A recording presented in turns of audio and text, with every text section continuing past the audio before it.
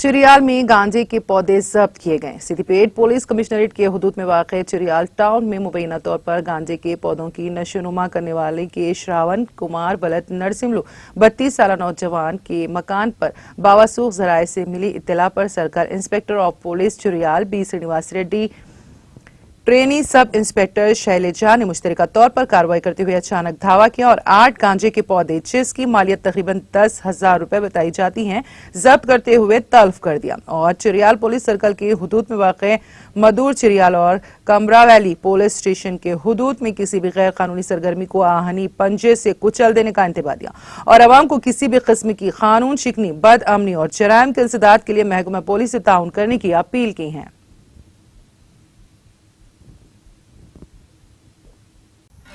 नाज़रीन, हमारे TTV news को सब्सक्राइब करिए, बेल आइकॉन को प्रेस करिए, शेयर करिए और लाइक करना ना भूलें। और किसी एडवर्टाइजमेंट से मुतालिक जानकारी के लिए हमारे इस नंबर पर कांटेक्ट कीजिए। हमारा नंबर है 9550102020।